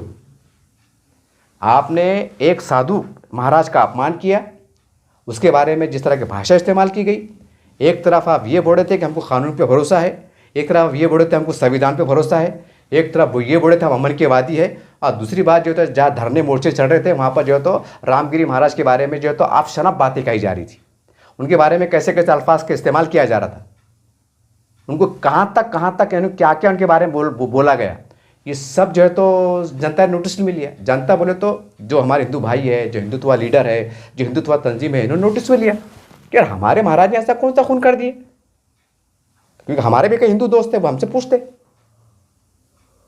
वो हमसे पूछते कि भाई ये क्या चीज़ है। एक हिंदू दोस्त ने तो मेरे को ये मतलब एक हिंदू दोस्त था, अच्छा याद आ गया देखो मेरे को, एक हिंदू दोस्त ने मेरे को क्या बोला अंदर साहब, बोले यार तुमने को इस्लामी किताबें दी थी, बोले कि भाई इस्लाम धर्म कैसा है, ये वो है, ये अमन का मज़हब है, ये ऐसा है, इसमें लड़ाई नहीं, झगड़े नहीं, इसमें आतंकवादी नहीं है। हमने स्टेट तो उसमें एक वाक़या था, देखो एक हिंदू दोस्त ने मेरे को वाक़या सुनाया कि बोले मदीने के सैन के अंदर बोले कोई यहूदी, यानी आज के ज़माने में इसलिए मतलब गैर मुस्लिम, जैसे मोटे अल्फाज में हिंदू बोल सकते, मतलब यहूदी बोले ने उन्होंने पेशाब करा, बोले बाहर किससे में करा, बोले तो जब नज़र पड़ी, अरे ये तो मतलब पेशाब कर रहा, तलवार रखी उसकी, तो आप सल्लल्लाहु अलैहि वसल्लम बोले मना, बोले आपके हुजूर मम्मा साहब ने बोले मना करे, बोले कि नहीं, फिर उसको समझा के वैसा करे, उसको बोले क्यों करा, तुमने बोला बोले कि बहुत से पेशाब आ गई थी, बर्दाश्त नहीं हुआ, ऐसा हुआ, वो तो वो तवील वाक़या है, वो उलमाए दीन समझ सकते मैं क्या बोलना चाह रहा था। उसके बाद उसको अखलाक से पेश आया, उसको इससे पेश आया, वो तो मुतासिर होगा, फिर इस्लाम में दाखिल हो। मतलब हालांकि उन्हें मस्जिद सैन का जो हिस्सा होता वहाँ पर तारत करा, पेशाब करा, खड़े रह के बोलो, बैठ के बोले पेशाब करा, ये वाक़या दर्ज है ये। अब भाई इन्होंने के मुँह से अगर कुछ निकल गया, आज जब रामगिरी महाराज बोल रहे थे कि भाई मेरे को आके मिलो, मेरी गलतफहमी दूर करो, लेकिन कोई मुसल्ला पर्सनला बोर्ड जो आज ज़मीन बचाने के वास्ते मतलब निकले हुए हैं, पूरे हिंदुस्तान के दौरे कर रहे, उनको ज़रा एहसास नहीं आया कि हो यार, एक महाराज ने अगर ऐसा बोले तो हम महाराज के पास जाए। अगर वो महाराज के पास जाते थे उसी टाइम, रामगिरी महाराज के पास, वो तुम हकाल देते थे क्या, निकलो मुल्ला लोग तुम कहीं को आए बोल के। हर जगह इतने बड़े लोग जिम्मेदार आ रहे तो वो भी तुमको बिठाते थे, शरबत पानी पेश करते थे, कोई बात होती थी, अगर बोलते ठीक है भाई मैंने सोच के नहीं बोला था, खैर कोई बात नहीं, आपका दिल शिकाऊंगा, अगर मैं क्षमा चाहता हूँ, अगर वो इस टाइम बोलते थे, कितना प्यारा संदेश चल जाता। लेकिन नहीं, उनके मुँह से क्या निकल गया, तुमने बोले नहीं हम नहीं छोड़ेंगे। और एक तरफ हम इस्लाम गैरों में ये पेश कर रहे कि हमारे नबी के ऊपर कतरा फेंके जा रहा, यहूदी पे फेंके जा रहे, तो आप सल्लल्लाहु अलैहि वसल्लम मिलने को जा रहे कि बोले वो कचरा नहीं आया, बोले क्या बात है, मालूम पड़ा कि बोले वो यहूदी औरत बीमार है, बोले तो आप सल्लल्लाहु अलैहि वसल्लम मतलब नहीं, नबी के जिस्म मुबारक पर कचरा फेंके जा रहा, वो उसको गुजर कर दे रहे, उसको माफ़ी दे रहे और मिलने को जा रहे।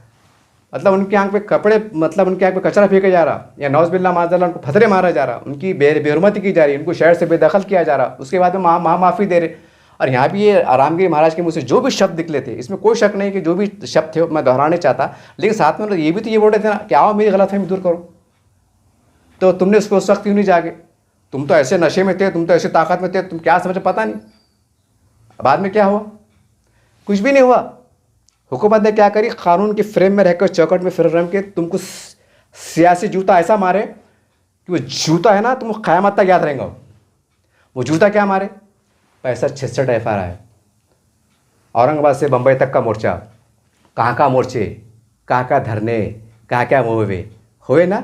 लेकिन कहीं टीवी पे, कहीं सोशल मीडिया पे, अखबार में ऐसा दिखा कि रामगिरी महाराज जो है तो 2 पुलिस वालों के साथ आ रहे, पुलिस स्टेशन में आके बैठ रहे और बोले नहीं भाई ऐसा नहीं, ऐसा था। एक 10 मिनट का बयान सुनने में आया, तुमने बहुत उछल कूद कर ली, है ऐसा कर डालेंगे, वैसा कर डालेंगे, दोस्ता के रसूल की एक ही सज़ा, 70 जूता, तुमने जोश बता दिए। उन्होंने कानून के फ्रेम में रहकर तुमको ऐसा काम बताए कि तुम कह के नहीं रहे। इससे तुम्हारा बुरा हाल होगा अगर अभी भी होश के नाखून नहीं लिए ना, अभी भी नहीं सुधरे। ये जो बड़े हैं ना उनकी जिम्मेदारी है। ज़रा तारीख़ इस्लाम बोलते ना, बहुत इस्लाम की बात करते, शरीयत की बात करते, लोग बताते इस्लाम ये है, तो ज़रा इस्लाम का ये भी स्टडी करो ना कि भाई जो उस ज़माने में यहूदी सरदार होते थे उनसे क्या आप सल्लल्लाहु अलैहि वसल्लम ने मायदे नहीं किए, क्या उनसे कोई सुलह के, जंग के, मायदे अमन के बातें नहीं किए। जब तुमको खुल्ला मालूम है कि RSS अपने आप में एक बहुत बड़ा संगठन है जो हमारा 100 करोड़ और पूरी दुनिया में जितने हिंदू भाई फैले हुए, उनके जो है तो उनकी सोच को, उनके विचार को, उनकी आस्था को लीड करती, उनको लेके चलती और तमाम क्षेत्र के अंदर हर सामाजिक क्षेत्र के अंदर फैल के काम करती, एक मानवता का भी काम करती, उनके लिए काम करती। पूरे लोग लाखों करोड़ों लोगों को मानते। विश्व हिंदू परिषद संगठन है, जैसा अब तुम इस्लाम धर्म के लिए काम करते, जमातें इज्तिमा भराते, जमातें घूमती पूरे हिंदुस्तान में, दुनिया भर में फैलती, वो भी हिंदुत्व का काम करते, प्रचार करते, कोई बुरी बात नहीं। और वो खुद एक मतलब हिंदुत्व के मतलब मेजोरिटी का देश है, हिंदू प्रधानमंत्री, हर चीज़ हिंदू है, तो हिंदू धर्म का प्रचार तो करेंगे ना। तुमसे पूछ के करेंगे, परमिशन ले करेंगे, करना नहीं करना बोल के। तब तुम्हारा काम है ना कि ऐसी हालत में कि कौन सी ताकत में कितनी बड़ी ताकत रखते। ठीक है, अगर वो कुछ नहीं भी है तो मोहन भागवत साहब के ऐसे वैसे आदमी है।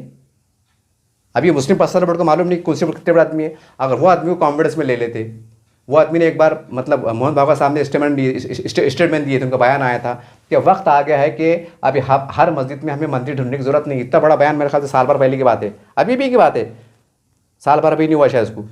तो उस टाइम कोई मतलब उनको बधाई नहीं दिए, जाके नहीं मिले। अरे ऐसे टाइम में तुम खो देंगे और बोलेंगे हम बहुत काबिल लोग हैं और हम बहुत अल्लामा है, हम बस बड़े बड़े भाषण देंगे, वाइट कपड़े पहन के बैठ जाएंगे, हज़ारों लोगों को बेवकूफ़ बनाते बैठेंगे। ये किसके बाप ने सिखाया है? अरे जो आदमी जो ताकतवर है, जो इतना बड़ा कद्दावर आदमी है, जो पूरे मुल्क को लीड कर सकता, जो पर्दे के पीछे के बड़ी कमांड कर सकते, जब तुमको पूरी उनकी ताकत मालूम है, और वो आदमी अगर अमन की बात कर रहा हो, मुसलमानों की तरफ एक इशारे में मोहब्बत का हाथ बढ़ा रहा हो, तो तुम्हारा काम है फूल के गुस्से लेके चल जाना, शाल लेके चल जाना, मौके का फ़ायदा उठाना कि साहब आपने हमारा नाम लेके बोले, हमारे लिए बोले, हमारे मस्जिदों के बारे में बोले, हमको खुशी हुई साहब, हम चाहते हैं कि आप हमारी लीड करो, हमारी तरफ से बात करो, ताकि आप संभाल सकते साहब, क्योंकि हमारे बोलने में आपके बोले फ़र्क रहेगा कि बंद कमरे में ऐसी बात नहीं हो सकती। मगर नहीं, करो, बस सेकुलर पार्टी इशारा कर रही, करो, बढ़ो आगे, बस सेकुलर को बचाना है, बस कुछ नहीं दिख रहा। सेकुलर मुसलमान परेशान, सेकुलर बोले थे क्या? और जब सेकुलर से मुसलमानों को सिवाय बर्बादी तबाही कुछ मिला ही नहीं, बस कुछ हुआ क्या? संविधान, कुछ नहीं समझ में आया कि संविधान ला ले रहे हो, संविधान खत्म हो जाएगा, संविधान खत्म। अरे क्या दुनिया में ईसाई देश नहीं है कि ये मतलब ये नहीं है? वहाँ भी है, ऑस्ट्रेलिया है, अमेरिका है, ये है। कभी अमेरिका में सुनने में आया कि भाई वहाँ पर मुसलमानों को मारे? वहाँ जो भी होगा, जैसे माहौल में कल्चर होगा उनका, ये कभी सुनने में यहाँ दंगे नहीं हुए, फिसाद नहीं हुए। अरे भाई उनको सही तरीके से हम इज्जत देंगे, ठीक है? हिंदुत्व की बात करें करन दो, हिंदू राष्ट्र की बात करें करन दो। अब या शेख आप नहीं थे, अब तुम जो है तो अच्छे अंदाज से आपने 25 करोड़ मुसलमानों की कम्युनिटी का हम किस तरह से कानून की चौकट में रहकर, या जिस अंदाज से बात कर रहे हैं उसके अंदर कानून की लचक का हम कैसे निकाल सकते हैं, बीच का रास्ता कैसा निकाल सकते हैं, इसके ऊपर डिस्कस करो, 50 बातचीत के दौर करो, उनके साथ चलो। टाइम आया तो उनके साथ चलो। मुल्ला साहब हम आपसे सियासी दोस्ती का हाथ बढ़ाते, जैसा मुसलमानों ने 74-75 साल जो तो सेकुलर पार्टी के दामन को थामा, हम बीजेपी का दामन थाम लेंगे, हम आपका दामन थाम लेंगे। आप हमारे नेता बन जाओ, आप हमारे बड़े बन जाओ, लेकिन शर्त है कि ईमानदारी से आप हमको इंसाफ देने का, कुछ तहरीरी तौर से या जो भी है, या संविधान काफ़ी है, नई लिखने पढ़ने की ज़रूरत भी नहीं, ईमानदारी से संविधान के हमारा काम दे दिए तो हम उसमें खुश है साहब, हम आपके साथ में, आप हमारे बड़े हैं। क्या हो रहा जीवित हम साहब जो भी, तो हम यहाँ पर जो सेकुलर पार्टी है, तो यहाँ पर कोई मुसलमान है क्या? वो है, राव है, देशमुख है, कुलकर्णी है, कुछ ये है, कुछ वो है, कुछ वो है। उनको अपना बड़ा मानते हैं, उनको मसीहा मानते, तो फिर ये भी वो है ना। तो इनके पीछे जाने में, इनसे एक बार सलाह मशवरा करने में, क्योंकि 25 करोड़ मुसलमानों के बका का मसला है ना। हर मामले में तुम बोलेंगे नहीं ऐसा है वैसा है, तो आपको ये भी गौर करना पड़ेगा ना कि आप है कितने? 25 करोड़ भी जो है तो 10 जगह बटे हुए, एक जगह आ नहीं सकते। अच्छा खुदा ना खासा अगर तुम्हें मिलाने की बात करें तो फिर एक नया तासुर आता देश के अंदर, अरे यार 25 करोड़ मुसलमान एक जगह आ रहे, कोई साला को इस्लामी राष्ट्र की बात नहीं हो रही, कोई जहाद की बात तो नहीं आ रही। फिर और कल मुट्ठी भर लोग जो तो गलत में फैला देते, यानी कि जो अच्छे कुछ सेकुलर माइंड के लोग उनके दिमाग खराब हो जाते कि साला क्या मुसलमानों लगा यार, काम से काम करना है, कामे कामा करना, राजनीति की बातें करते, खाने को महंगे हो गए, राशन के चावल को महंगे हो गए यार, जो तो राजनीति की बातें कर रहे। घर में जो है तो नल 8 10 दिन पानी नहीं आ रहा, जो कचरा नहीं उठ रहा, और 15 दिन को मतलब राशन नहीं आ रहा, राशन डूब जा रहा, मतलब इतनी मतलब इनकी वो है इनका। और ये दिल्ली की बात करें, है मोदी तेरे को देख लेंगे, और यहाँ राशन नहीं दिला सकते। अब जो औरंगाबाद में नारा लगाते ना, है मोदी ये है, उनकी ताकत नहीं है कि मुसलमानों को ईमानदारी से राशन दिला दी, इतनी तुम्हारी हैसियत गई भी है, और तुम क्या ललकार रहे उनको, और कई को मुसलमानों को खपाने के धंधे कर रहे, और कई को मुसलमान डुबाने कामा कर रहे। बहरहाल मुख्तसर में ये वीडियो बनाने का मेरा मकसद ये था कि अब हमें हिंदुत्ववादी ताकतें जो कहने की सियासी एक दबदबा रखती, एक असर रखती, अब हमको डायरेक्ट खुल के बात करना पड़ेगा। कुछ नौज़बिल्ला काफिर हो जा रही है, अगर मोहन बाबू साहब का मुस्लिम पर्सनल लबुट के लोग जिम्मेदार अगर जा रहे हैं उनसे बातचीत कर रहे, तो नौज़बिल्ला के बाहर आने के बाद काफिर बन जा रहे, कि फतवा लग जा रहा है कि तुमने बात क्यों करे। अरे इतना इजराइल फलस्तीन की जंग चढ़ी, वहाँ भी बातचीत चालू है, लाशों के ढेर पड़े आ रहे, यहाँ तो लाशें नहीं गिर रहे। और फिर आखिरी में खामोशी में फिर वो देखते हैं यार हमारी तरफ इज्जत से नहीं आ रहे, तो फिर वो आखिरी में हाई कोर्ट, सुप्रीम कोर्ट, फिर वो हिसाब से फिर कुछ ऐसे फैसले आते। अब फिर ये जो बड़े 30 बार पका भाषण देते, फिर ये अदब से खड़े आते, नहीं, हम उच्चतम न्यायालय का स्वागत करते हैं, उनका आदर करते हैं, उनका सम्मान करते हैं। अरे क्या यार, जो ताकत में है, जो कानून को पलटाने की ताकत रखते, जो कानून बनाने की ताकत रखते, जो तुमको इंसाफ दिलाने की ताकत रखते, तुम उससे दोस्ती का हाथ नहीं बढ़ा रहे। फिर वो बराबर कानून की फ्रेम में रहकर, बिल्कुल कानून का लिहाज कर कि दुनिया भी देख रही है ना क्या चढ़ा, बराबर काम कर रहे। फिर आखिरी में तुम बड़े ना कोई अब क्या होता है जान दो, फैसला हो गया। अरे जो तुम्हारी मदद कर सकते, जहाँ पर एक रोशनी किनारा, अरे आजमा के देखने में क्या बाप का बिगाड़ रहा आपने। अरे तारिक इस्लाम गवाह है ना, तारिक इस्लाम गवाह है ना कि उस टाइम जो है तो क्या आप सल्लल्लाहु अलैहि वसल्लम ने, सहाबा ने, अपने चारों खुलफा राशिदीन ने ऐसे वाक़यात नहीं आए कि उन्होंने जो है तो यहूदियों से माहिदे नहीं करे, जंग भी करे, माहिदे भी करे, ये सारी बात हुई। एक तरफ इस्लाम को ऐसा पेश करते कि भाई पूरा अमन मज़हब है, ऐसा पेश करते कि ये मज़हब है, मतलब कि भाई ये किसी को तकलीफ नहीं देता।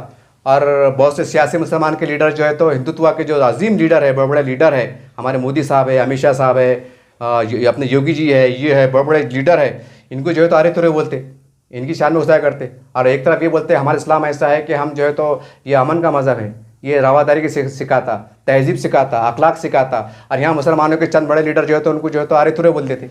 और कुछ मतलब साधु संतों के बारे में, जैसे योगी महाराज के बारे में देखिए, ये मतलब रामगिरी महाराज के बारे में क्या क्या नहीं बोला गया। आप जाहिर सी बात है, हिंदू जो सुन रहे थे, लाखों हिंदू, तो उनको तकलीफ पहुँच रही थी ना।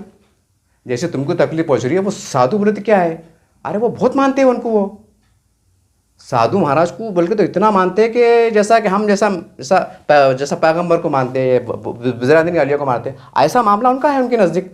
तो तुमको ये भी समझना पड़ेगा ना। और सबसे हैरत की बात यह है कि जो रामगिरी महाराज जो बोले थे कि आओ मेरी गलतफहमी दूर करो, और प्रेस से बात करे उन्होंने, ऐसा नहीं कि मेरे को पर्सनल फ़ोन करे अंजड़ साहब, ऐसा नहीं बोला, प्रेस से बात करे उन्होंने, और पूरी दुनिया ने सुना उसको बात को। उसके बाद ये मुस्लिम पर्सनल बोर्ड को होश नहीं आया कि भाई ये बड़ा मसला है, बड़ा इश्यूज है, इसके ऊपर हज़ारों के मोर्चे निकल जा रहे हैं, हिंदू मुसलमान में खाई, अरे वो शौर नहीं आया कि भाई ये वाकई से हिंदू मुसलमान दूरियाँ बढ़ रही, वहाँ नज़र नहीं जा रही, वहाँ नज़र नहीं जा रही, वहाँ बस फर्स्ट क्लास मस्त, अपने को टेंशन नहीं। हाँ, करोड़ों अरबों की ज़मीन जा रही है, अब बचाना पड़ेगा भैया, क्योंकि अपना नुकसान हो जाएगा ना। फिर अब क्या बोलना, अब क्या बोलना, अरे भाई जैसा ज़मीन का तुमको नुकसान है, एक दर्द है, एक एहसास है कि नहीं गरीब की है, यतीम की है। अब जो रामगिरी महाराज बोले थे मेरी गलत फहमी दूर करो, तो वो गलत फहमी दूर करने में क्या शिरक हो रहा था, कि बिद्दत हो रहा था, कि वो बहुत बहुत बड़ा विषय नहीं था। वो लाखों हज़ारों लाखों मुसलमान, लाखों हिंदू के दिल में दूरियाँ बढ़ रही, गलत फहमी बढ़ रही, उसको दूर करना, मिलाना, सुलह करना, कि ये आज़िम काम नहीं था, बड़ा काम नहीं था, तुम आगे बढ़ के काम नहीं कर सकते थे। कौन काम करना फिर, ये कौन काम करना, ट्रम्प ने करना, जैसा हिंदू नहीं क्या सुनने में आ रहा है, इंडिया पाकिस्तान जंग रुका दिए। अब वो क्या सही है वो उनको कुछ मालूम, लेकिन वैसी बात आ रही ना, कोई तीसरी ताकत में आके बोलना जब मुसलमान सुधरेंगे। और एक तरफ बोले नहीं हमने 850 साल हुकूमत करे, हम तो ऐसे हम वैसे, एक तरफ बड़े बात, पकापक भाषण, लच्छेदार भाषण। और जब काम का टाइम आता, जब काम की बात आती कि माहौल को संभालना कैसा, सुधारना कैसा, मिलना कैसा, समझे कैसा, तो वहाँ पर टाटा है फिश। फिर आखिर में क्या होगा, पूरा धीरे धीरे ज़ाहिर मामला फैल जाएगा, पूरा मतलब गिरफ्त आ जाएंगे, फिर झुक जाएंगे, फिर तो बोलेंगे माए बाप आप बोलो क्या करना है, फिर झुक जाएंगे। अभी इलेक्शन आन दो, अभी पूरी बहुमत के साथ मोदी जी को आन दो, फिर मोदी जी डंडा फिर चलेगा। मोदी मतलब फिर अगर मोदी जी अगर और 20-30 बढ़ गए उनको जैसा ये नीतीश कुमार ये रहते हैं, नीतीश ये इनकी ज़रूरत नहीं पड़ेगी आने वाले लोकसभा के टाइम, तो फुल बहुमत में आ जाएंगे, तो फिर डंडा चलाएंगे, फिर बड़ा बोलेंगे मोदी जी आप जो बोलो, हाँ मोदी जी आपके आगे जा सकते क्या, ये सूरत हाल पैदा होगा। अरे होगा ये होगा, जितने मुसलमानों को गुमराह करने के पकापक भाषण, जज्बात भाषण करते हैं ना, ये सबसे पहले खत्म में गिर जाएंगे। अगर लोकसभा के अंदर आने वाले वक्त के अंदर मोदी जी अगर बहुमत में आ गए ना, सबसे पहले में ये पैरों में गिर जाएंगी, बोलेंगे साहब हम आपके आगे जाते नहीं, कानून के आगे जाते नहीं, पार्लियामेंट के आगे जाते नहीं। अरे पार्लियामेंट दूर की बात है, बोलेंगे साहब हम आपके आगे नहीं जाते। ऐसा इनका अय्याराना मक्काराना चेहरा सामने निकल के आएंगे, देखो आएंगे ना। अभी बहुत सी बातें सामने आ रही है, उसी बना पर बोल रहा हूँ, एडवांस नहीं बोल रहा हूँ, आप समझ गए होंगे क्या क्या बातें सामने हैं। मेरे हाल ये वीडियो बनाने का एक ही मकसद था कि आप मुस्लिम पर्सनल लॉ बोर्ड है, जितने भी हिंदुस्तान के छोटे बड़े मुसलमान के लीडर हैं, एक पैनल बनाओ, क्योंकि मुसलमानों की बका का मसला है। मस्जिदें, आशुर खाने, ईदगाहें, क़ब्रस्तानें, हमारी बुज़ुर्गान की औलिया के आस्थानें, मज़ारात, इनकी तहफ़्फ़ुज़ का मसला है। तो इसके अंदर कुछ छोटे बाप के नहीं हो जा रहे, मिल के जाओ और मज़हब के नाम पे एक हो रहे, और अच्छे नाम अच्छे अखलाक से जाओ, मियारी अंदाज से जाओ, बोलना साहब हम आपसे दोस्ती बात बढ़ाना चाहते हैं, यकीन दो से रास्ता निकलेगा। क्योंकि जो लोग लीड कर रहे, अगर हमको अगर नज़रअंदाज करेंगे और बोलेंगे नहीं हम झुका के रहेंगे और हम लड़ाई लड़ेंगे और रोड पे करेंगे, तो फिर वो क्या है ना, फिर सियासी तौर पे उखाड़ नहीं सकते, कुछ भी उखाड़ नहीं सकते ना। पहले कुछ उखाड़े थे ना, आज उखाड़ेंगे, और आज का माहौल ही ख़राब होगा। अब तो तुम खुद सियासी तौर पर किस कदर उखड़ जाएंगे तो तुम्हारा नाम और शान नहीं मिलेगा सियासी तौर पर, इतने तुम्हारे बुरे हाल हो जाएंगे। और होने वाले ही ये सिलसिला शुरू हो गया, ये चुप चुप ड्रामा चढ़ रहा है कि बच्चे कुछ कुर्सियाँ बचा लेना, थोड़ा बहुत अपनी रहता ना, ईडी का डर रहता, अपना फ़ोन आ जाएगा, कुछ ऐसा पेपरों में आता था, ऐसा वो चढ़ा मामला ही। वरना मुसलमानों का मसीहा कोई नहीं सिवा अल्लाह के, अल्लाह का मुसलमानों से अल्लाह है। ये बहुत कड़ू बातें थी, तल्ख बातें थी, बड़ी सच्ची भाई बातें थी, और मैं उसको साबित भी कर सकता हूँ अल्हम्दुलिल्लाह करके, इतना बेबाक तरीके से इन कैमरा बोला हूँ। बिंदास बोल रहा हूँ। उम्मीद है कि आप जागेंगे, उम्मीद है कि आप तल्ख सच्चाई का और अल्लाह पे भरोसा करो। आए मुस्लिम पर्सनल बोर्ड के जिम्मेदार हो, आए मेरे काबिल एहतराम उलमा इकराम, 2 रकात नमाज पढ़ के जाओ, अल्लाह के दिल बदल सकता है। सच्चे दिल से नमाज पढ़ो, कोई लाखों का मोर्चा लिखाने जरूरत नहीं पड़ेगी। अब बोलते हैं ना 2 रकात नमाज पढ़ो अल्लाह सुधार देता, बताते ना मस्जिदों में, इसमें उसमें बताते ना, तो 2 रकात नमाज पढ़ो, दिल से पढ़ो, गहराई से पढ़ो, अल्लाह ताला हमारी लाज रख ले। अरे कैसा अल्लाह ताला ने लाता दिले पड़ता था, नौज़ बिल्लाह। क्या उनको कोई अल्लाह खुदा ने बनाया क्या मेड इन जर्मनी है कि मेड इन जापान है? वो पूरी दुनिया अल्लाह ने बनाया ना। हम ऐसा काम नहीं करेंगे, हम 2 रकात नमाज पढ़ेंगे पहले और फिर जाएंगे बात करने को। कैसे रास्ते नहीं बनते जी। एक तरफ अल्लाह की बात भी कर रहे, शरीयत की बात भी कर रहे, सियासत की बात भी कर रहे, दुनिया की बात भी कर रहे। अरे कोई एक नज़रिया को सोच रखो, अपना मियार, अपनी गरिमा को पहचान। क्यों मुसलमानों गुमराह कर रहे भाई? अरे फिजादत हो जा रहे, हज़ारों लाखों को मिलाक जल जाती, इज्जत पामाल हो जाती, गरीबों को सत्यानाश हो जाता, किसके बाप का कोई ज़्यादा नहीं। बरेली गरीबों के दर्द में हिंदुस्तान की तमाम हमारी खानकाहें, मसाजिद है, क़ब्रिस्तान है, अशूर खाने हैं, उनके तहफ़्फ़ुज़ के बाक़ी खातिर मैंने इतने कुछ कड़ू अल्फाज भी इस्तेमाल किया। किस पे तनक़ीद करना, किस पे तोहमत लगाना, किस पे इल्ज़ाम तराशी करना मेरा हरगिज़ मसला नहीं था। तो मेरा एक ही मकसद था कि अब सही तरीके से अगर हिंदू मुसलमान की दोस्ती चाहते हैं तो हमें कुछ बड़े फैसले लेने की ज़रूरत है। और ये सियासी जो सेकुलर पार्टियों ने जो मुसलमानों को जिससे ख़तरनाक तरीके से नुकसान पहुँच रहा है, इनको भी साथ में रखो। इन्होंने हमको धोखा दिया ना, इनको भी साथ में रखो। बोलना भैया हम जा रहे, तुमने क्या करे, इनको डोर टोक बात करो, बिंदास बात करो जी। अल्लाह के हाथ में रोज़ी देना, कमाना, खाना वो उनके हाथ में छोड़िए। इज्जत देना सब उनके हाथ में है क्या? तो ये सोच के काम करो, कुर्बानी का दिए के जज्बा रखो। गए तो गए आमदारशिप, गए तो गए खासदारशिप, गए तो गए सारा सियासत में, लेकिन कौम का फ़ायदा हो जाएगा, इंसानियत का फ़ायदा हो जाएगा, अमन से रहेंगे, अमल से रहेंगे। ये जज्बे से काम करो, अल्लाह की मदद देंगी। नहीं तो कुर्सी भी बचना, नाम भी बचना, हसाब होना, शोहरत भी बचना नहीं जमता। फिर वही जिक्र है जो हदीस में आता है, उलमाए हक़ और उलमाए सुफ़। उलमाए हक़ को मेरा सलाम है, अल्लाह उनकी जान में, माल में उनकी हिफाजत करे। और जो उलमाए सुफ़ का किरदार करे, अल्लाह ताला तू नहीं पढ़ सकता है। बेचारे मुसलमानों को क्या मालूम, भोले वाले मुसलमानों को क्या मालूम कि उलमाए हक़ किसे कहते हैं, उलमाए सुफ़ किसे कहते हैं, कौन मुसलमानों का दुश्मन है, कौन अंदर से छुपा दुश्मन है, उनको क्या मालूम। वो तो जब अल्लाह की बात करते, नूरानी चेहरा देखते, दाढ़ी देखते, बाद में मालूम पड़ता है कि खादियान निकला। नहीं, औरंगाबाद में बहुत से बोलते हैं अरे वो तो खादियान नहीं है, वो तो हनीफ, वो क्या है, वो इब्ने शकील हनीफ है, और वो भी बेचारा दाढ़ी टोपी वाला है। अब मालूम पड़ा कि साला ये मामला है। नहीं मालूम पड़ा तो लोग उसको बुला के दावत कर रहे हैं, आइए मौलाना साहब, आइए चाय पीजिए, खाना खाइए, है ना। ये लफड़े चल रहे। बहरहाल ये तमाम बातें थी, बड़ी रवानी में बातें थी। उम्मीद है कि आप इसके अंदर से जो अच्छी बात है, पॉजिटिव बात है, वो लेने की कोशिश करेंगे, दरगुजर करेंगे मेरी बात को। लेकिन मैंने एक दर्द में डूब के बोल रहा हूँ। उम्मीद है कि आप हमारे बड़े हैं, काबिल एहतराम हैं, मैं आपका एहतराम करता हूँ, अदब करता हूँ। लेकिन कुछ सच्चाई पे मबनी थी, शवायद पे मबनी बातें थी, उसको मैंने पेश करने की मैंने एक हौसला बताया हूँ। और सिर्फ इसके अंदर मैंने अल्लाह को हाजिर नाज़िर जान के तमाम जो बातें कहा हूँ, अल्लाह को हाजिर नाज़िर जान के कहा हूँ। उम्मीद है कि अल्लाह आपके दिलों को पलटा दे। इसी बात से आपसे विदा होता हूँ। देखते रहिए आप असदर न्यूज़ चैनल। जय हिंद, जय महाराष्ट्र। अस्सलामु अलैकुम रहमतुल्लाहि बरकातहू।